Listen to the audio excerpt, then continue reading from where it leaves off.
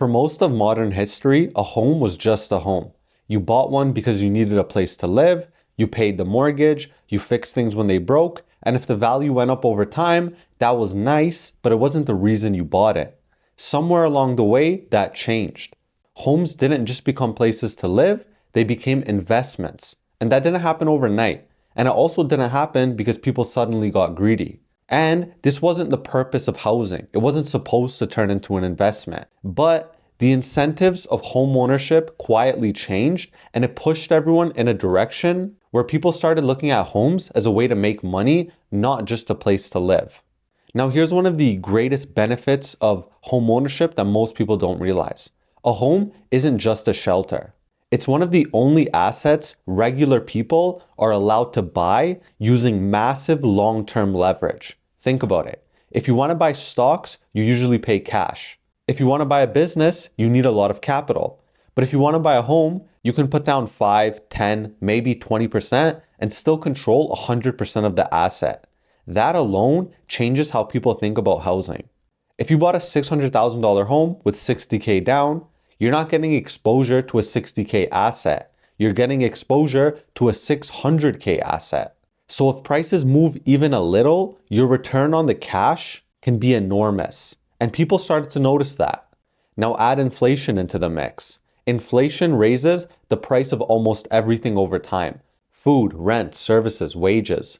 But if you own a home with a fixed rate mortgage, your payment doesn't rise with inflation. It stays the same. So every year inflation exists, your debt quietly becomes cheaper in real terms, while the value of the asset often rises with inflation.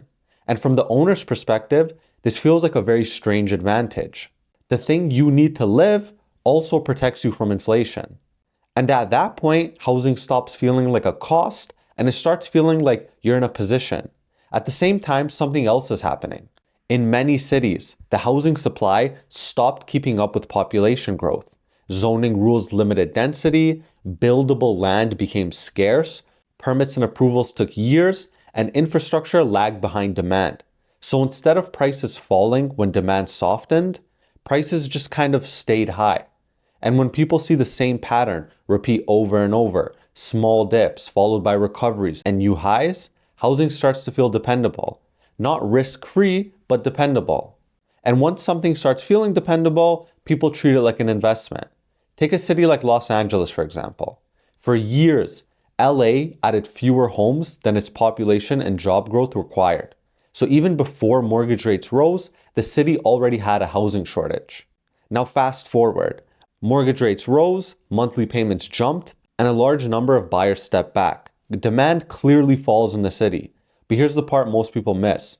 The drop in demand doesn't erase the shortage. If a city needs, say, 10,000 homes available at any given time to keep prices stable, and it only has 7,000, losing some buyers doesn't suddenly erase the entire shortage. It just means the shortage shrinks a bit.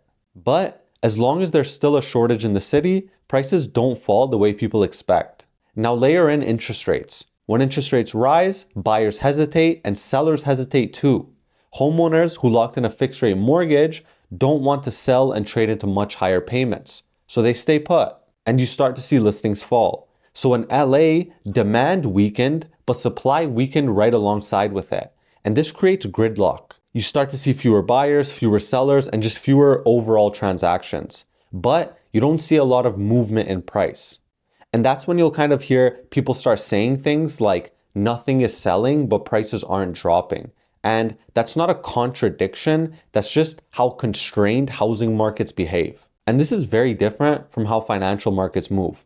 In stocks or crypto, prices adjust almost instantly. If demand falls, prices fall immediately. Housing doesn't work that way. Homeowners don't mark their homes to the market every single day. Most sellers don't say, well, demand is down, I guess I'll just cut my price 20%. They say, oh, prices are down, I'll just keep living in my house, or I won't sell it, or I'll rent it for right now. And they have this mindset of, I don't need to sell right now. So instead of prices collapsing, what you'll start seeing is sales collapsing, listings getting pulled, inventory staying tight, and the shortage remaining. Now zoom back out and look at what this does over time. When prices rise and stay high, homeowners build equity. That equity becomes leverage for the next move. And it results in a bigger down payment, a stronger offer, and sometimes you're even paying for a new home with cash.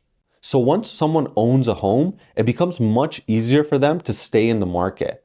Meanwhile, people who don't own face a higher entry cost every single year. You start seeing down payments getting larger, payments getting harder to qualify for, and it takes a lot longer to start saving for your first home. And this is where housing fully crosses into the investment territory. To see how powerful this is, imagine two families. They're the same age, they have the same income, and they live in the same city. One family buys a home, one family rents a home. The homeowner family locks in a fixed payment, and the renter's family, their rent rises over time with inflation. 10 years later, the homeowner has paid down principal and benefited from appreciation, but the renter has been paying housing costs the entire time, but they own nothing. Even if both families worked equally hard, their balance sheets look completely different. Not because of effort, but because of home ownership. Now take that dynamic and stretch it across millions of households.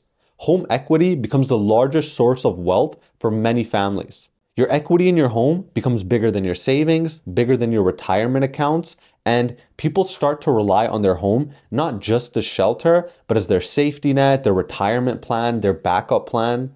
And once that happens, protecting home values becomes extremely important socially and politically. And that further reinforces housing's role as an investment. And investors start to notice this too, not just families. When investors see an asset that appreciates over time, it generates cash flow in the way of rental income, and it can be extremely leveraged very cheaply, and it's supply constrained. A lot of capital starts flowing into a market like that. Not because housing should be financialized, but because there are incentives there. And once enough investors participate, housing fully transitions from shelter into an asset class. And at that point, behavior starts to change. And here's the key point. No one flipped a switch and said, homes are investments now. It happens gradually. Leverage made returns powerful, inflation rewarded fixed debt, and supply constraints made appreciation persist. And you started to see equity become central to household debt. The system nudged everyone in that same direction. And once you see this, a lot of things start to make sense. You start to understand why prices don't fall easily, why people fear missing out, why housing seems impossible to enter later on, and why owning feels mandatory instead of optional. Homes didn't turn into investments by accident, they turned into investments because that's what the structure inside of our society rewards. And once that happens, the market doesn't go back easily. And now that you guys understand this, the housing market, it stops feeling mysterious and it starts to feel predictable.